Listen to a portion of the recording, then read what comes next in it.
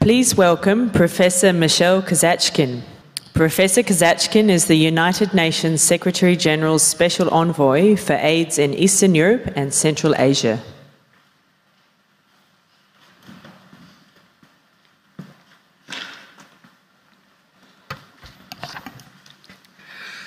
Good morning, everyone. Bonjour à tous les amis francophones. Добрый день всем русскоговорящим. It's a pleasure for me to introduce today's first speaker, Dr.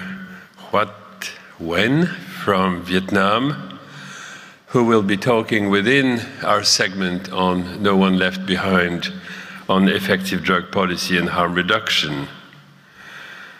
Dr.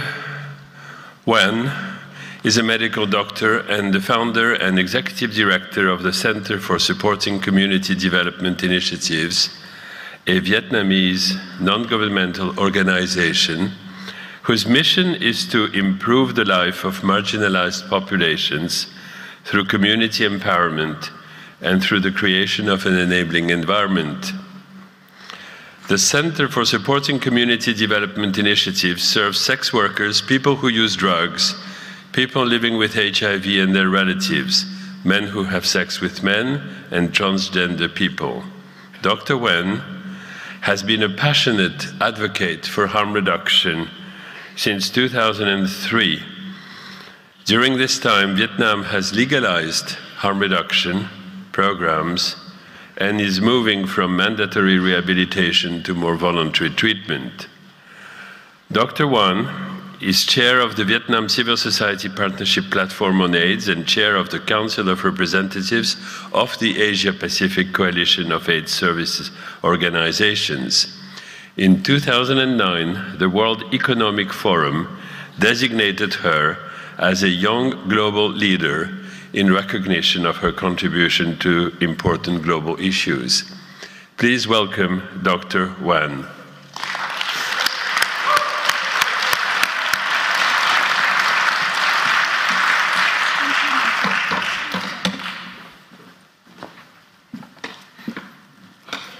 Good morning, everyone.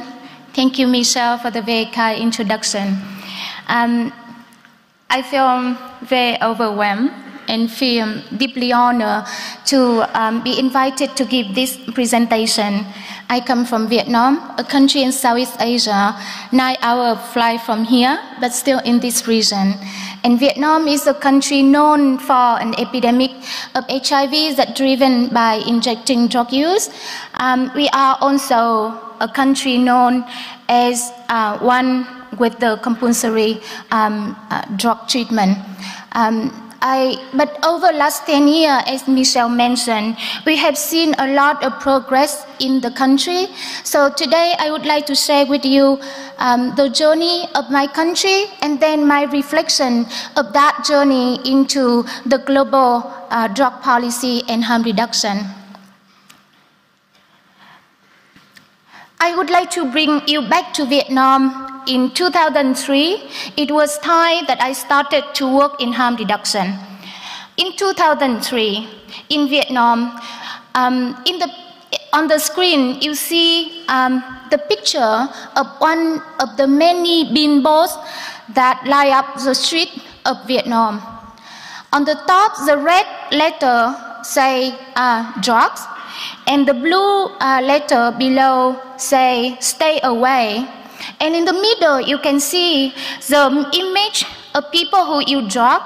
You see the needle, you see the word AIDS, you see the snake, you see the handcuff. So drug use in the country has been associated with HIV, with criminal, with evil.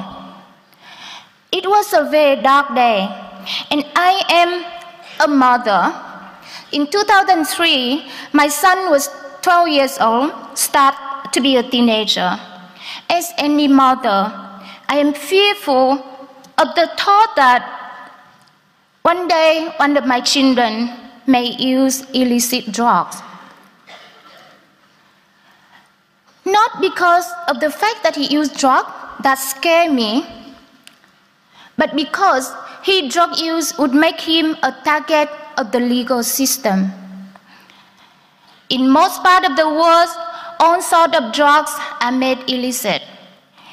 And if being caught even once, even for the first time, would subject my son to sanction. Being caught using with friends would make him a criminal for organizing drug use. Being caught with a dose with him would make him a criminal for storing drugs. And the fear list didn't stop there. He may get HIV or hepatitis. In 2003, in my country, 1 in 3 injecting drug users get HIV. In some places, the HIV prevalence among injecting drug users even higher. I visited a village near Hat Long Bay. Vietnam is known for Hat Long Bay, so one of the World Heritage. In that village, if you go to the cemetery, you see many graves of young people. The local people told me that in the early 2000s, every day they have a funeral of people with white flower. In my country, white flower are used in the funeral of the people who are not married. My son may become dependent of drug after using it. He may have an overdose and not being rescued. There's a study in my country show that about 1/4 of drug users who die of overdose. His life may be totally ruined, and so my family. As an ordinary mother, I was worried. As a doctor, I'm concerned that even my medical profession would not even be helpful for my own son if this happened to him. But my perspective changed when I met an Australian person. I'm sorry that he's not here today, and I didn't tell him that I'm going to talk about him. But anyway, I hold very dear Alex Vodak in my heart because he's the one who inspired me to work in harm reduction. I learned from him that harm reduction is a pragmatic approach to keep people healthy, alive, and be a part of the community. So any intervention that serves this purpose would deserve to be called harm reduction. It could be needle and syringe, it could be opioid substitution therapy, it could be community development, it could be legal reform, it could be anything. And today we even talk about ARV treatment for people who inject drugs as a prevention. I also learned that harm reduction effectively prevents transmission of HIV and hepatitis and other bloodborne disease. I was overwhelmed, I was so impressed, I was shocked to learn that in Australia in 2003, only 2% of injecting drug users was living with HIV. It was unimaginable for me at the time, seeing so many people in Vietnam getting HIV through injection. I learned from him also that people who have a drug dependence can still live a healthy life. In Vietnam, we used to think that once you are dependent of drug, your life's finished. You can never go back, you can never live a healthy life. And I also learned from Alex, and today he's a passionate advocate of law and policy reform on drug issue, that law and social perception are very, very critical. And I learned that more and more over the year. But Alex also teach me that law and social perception are made by human. It was human who made the law, so human can change law too.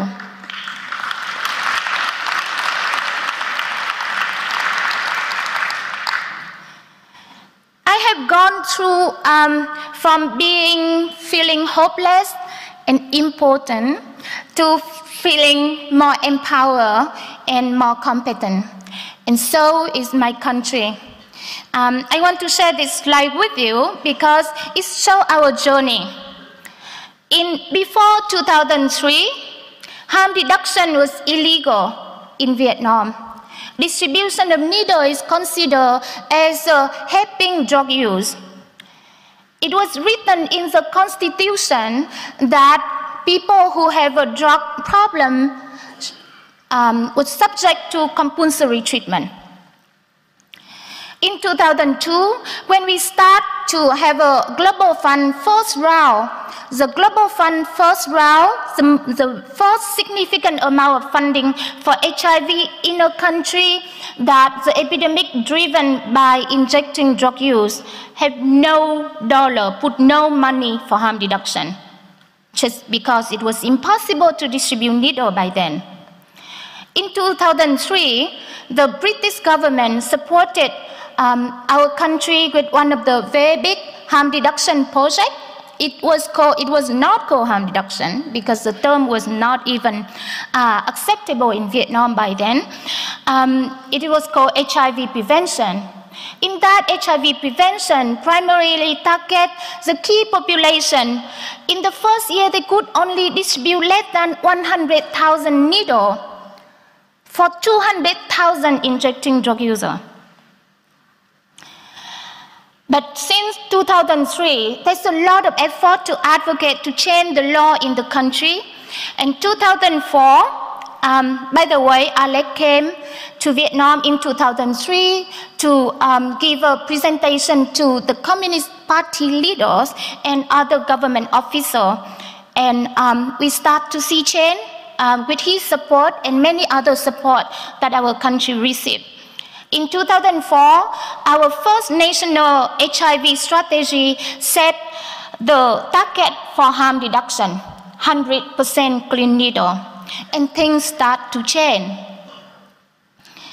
In 2006, our National Assembly passed the HIV law, and in that law, harm reduction including opioid substitution therapy, needle and syringe, and condom distribution, as well as peer education was legalized. And you see more change afterward. You see the number of clean needle distributed increase significantly, rapidly, and for oral substitution therapy, we went from none to today's 18,000 people, and the government set the target of having 80,000 people on methadone by the end of next year. Together with the change in harm reduction and in the policy for harm reduction, we see more change in the way that the country dealing with drug issue and treat drug user. Drug use was decriminalized in 2009 with the revision of Penal Code. And just last year, our National Assembly, our country revised the Constitution, and the article in the Constitution that made drug treatment compulsory was removed.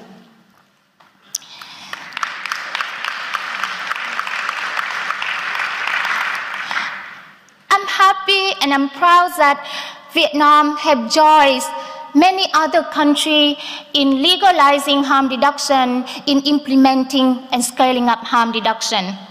I remember in 2003, when Alex came to Vietnam to give a presentation, the number of the places that implement needle and syringe and OST was counted by city. He mentioned 40 cities, 20 cities. Now it is counted by country. And we see great change in the global harm reduction program and policy in last decade. And it is great, but it's not enough. We know that there are countries that have a lot of injection users, have a huge epidemic among injecting drug users, is not implement harm reduction. Russia is one example. But I hope to see change. I believe that the Russian government and other governments will soon to see the benefit of harm reduction. And in the next conference, we will see more countries implementing harm reduction and make harm reduction possible.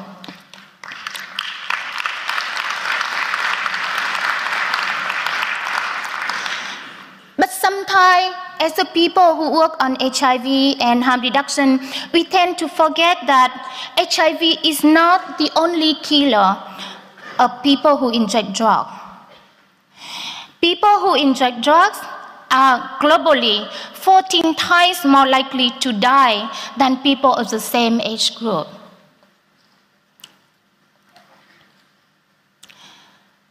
They may be die of overdose. Drug overdose, according to UNODC, kill about 500 people every day, every single day. So during the time of this conference, thousands of people may have died of drug overdose. But the good news is that opioid overdose can be reversed, especially with naloxone. And I salute WHO and thanks to WHO to take the leadership on this by recommending distribution of naloxone to the lay people, to the first responder to rescue opioid overdose. WHO is developing the guideline, and I'm really hoping that the country will take this guideline and implement this guideline. Then we can save thousands, 100,000 and millions of lives. I come from a country that is known for war. I come from a military family. My father is a general in the military, so is my big brother. We know war very well. But do you know that in the 20 years of the Vietnam War, we lost around 2 million people? That's a lot. But if you think about it, 20 years, 2 million people, it is 100,000 people a year. It's just half of the number of people die of drug overdose in the 21st century. So drug is killing a lot more people than war. And we can change that with naloxone, with overdose rescue program.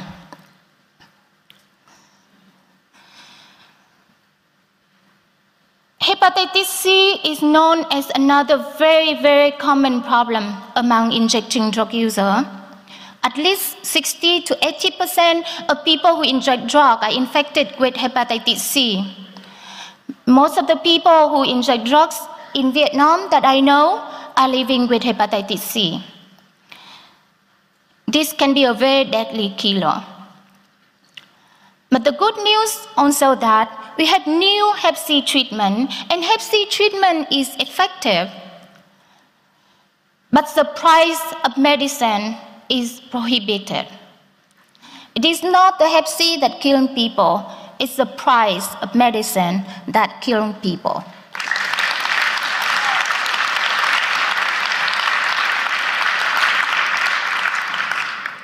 But we have good news too, that medicine don't have to be that expensive.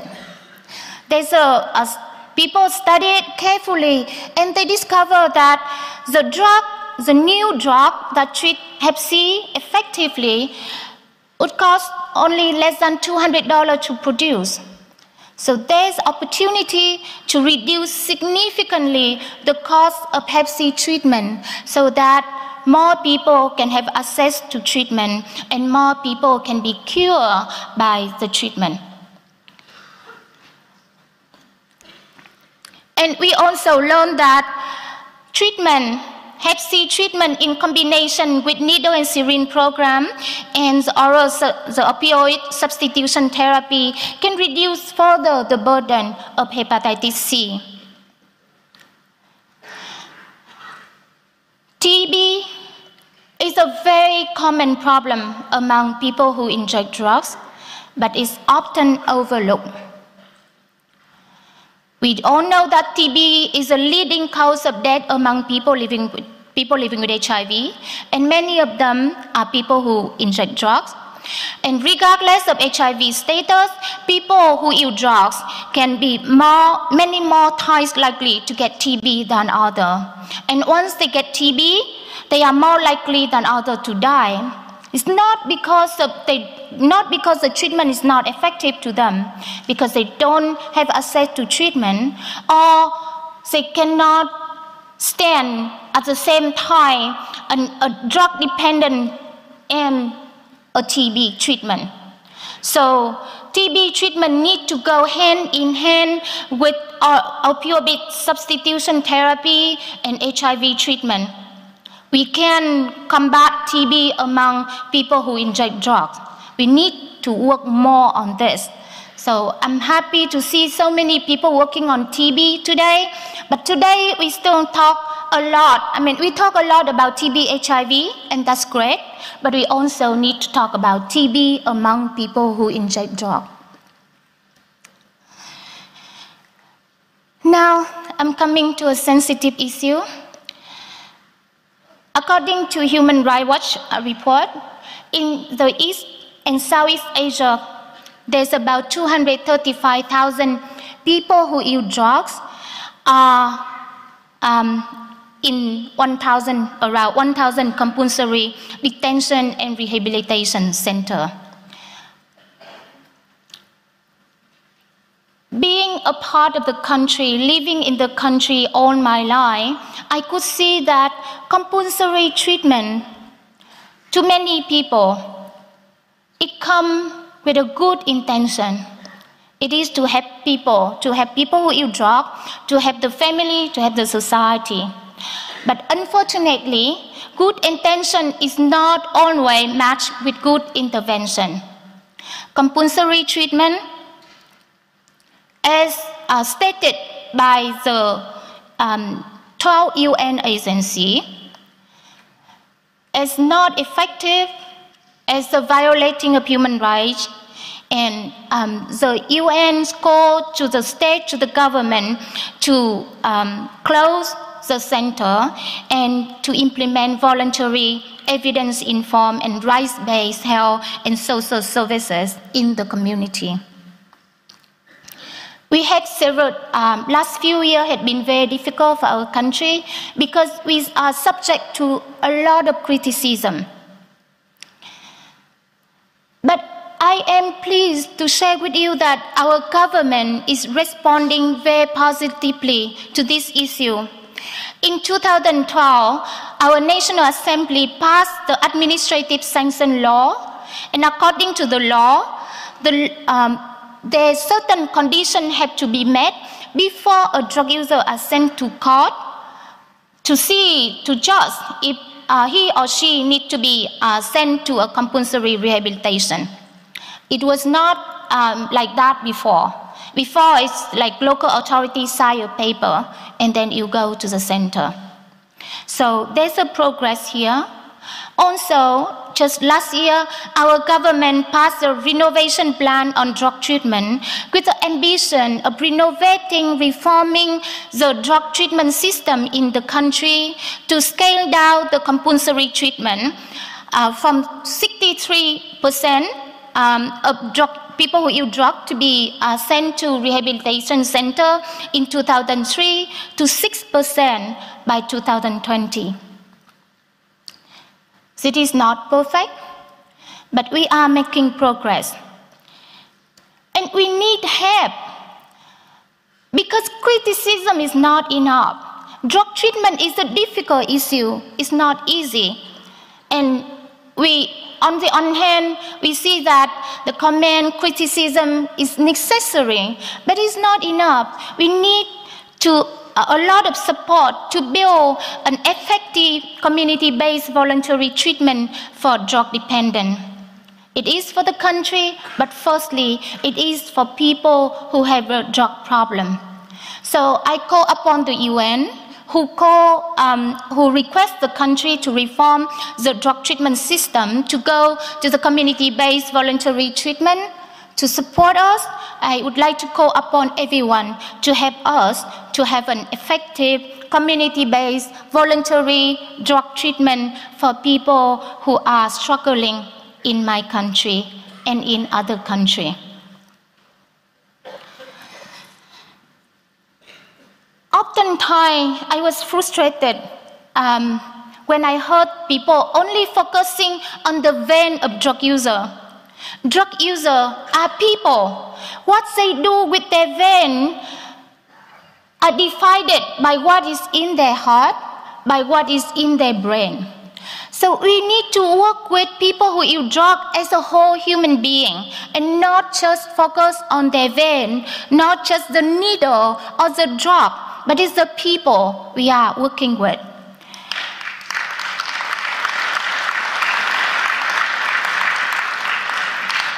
They are the people who need to feel empowered and confident and self-worthy. They need friends with a positive norm and support. They need a positive and enable policy and program environment to live in. So we need to work it at all these levels, not just Devon. In last few years, we see not only policy change in the country of Vietnam, but we also see a strong development movement of the people who use drugs in my country.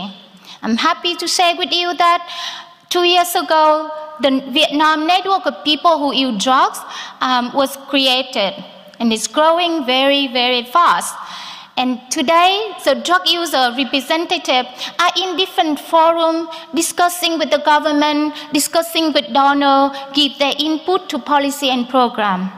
And it's not only that the government have to listen to them, the government now appreciate their input and their contribution and recognize their role in addressing the problem associated with drug in the country. And we have a scientific evaluation of drug user organization by a team from Yale University.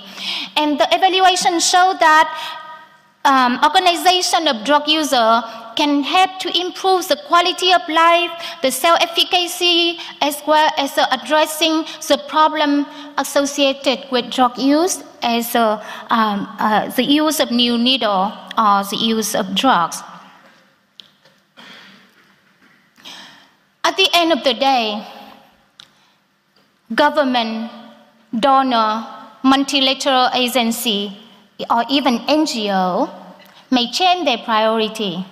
They may focus on something else than HIV or drug issue. But the people who use drugs are the very people who have to live with drugs.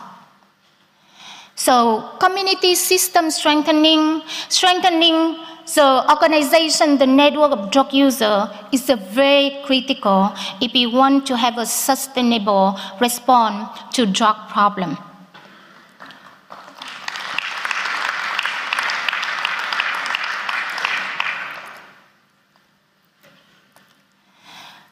But we are facing a crisis in harm reduction.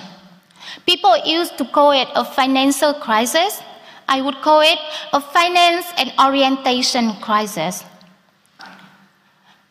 Treatment as a prevention came out as a wonderful news, but it has a flip side. It makes people think that prevention is no longer needed, which is not true.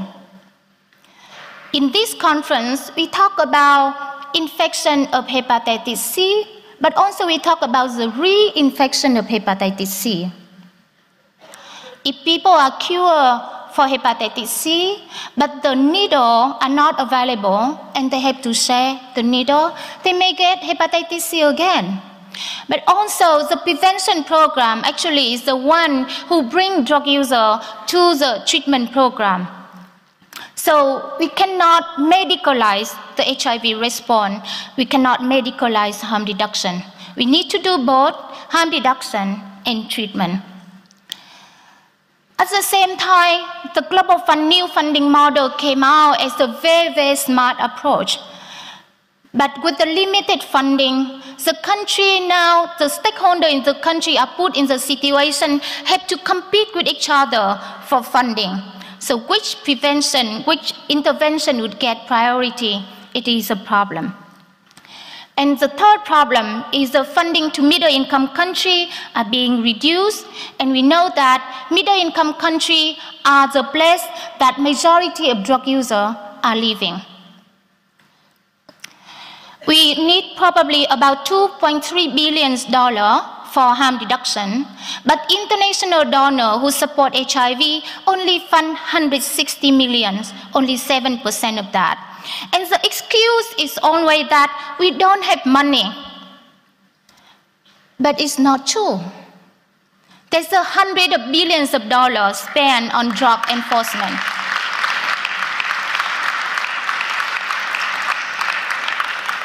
I put my medical practice on hold to work on policy advocacy because I came to realization that doctors try our best to save lives one by one, but a bad policy can kill massive, and good policy can save millions.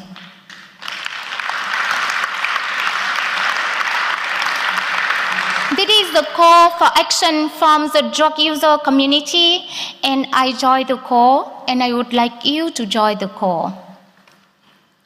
Stop criminalizing drug user, access to hepatitis C, hepatitis B, HIV diagnosis and treatment now, implement harm reduction now, and I would like to call also fully fund harm reduction and critical enabler. And lastly, thank you to the people who encouraged me and helped me with this presentation. This is a picture of the women who injecting drug user in Vietnam. Thank you very much.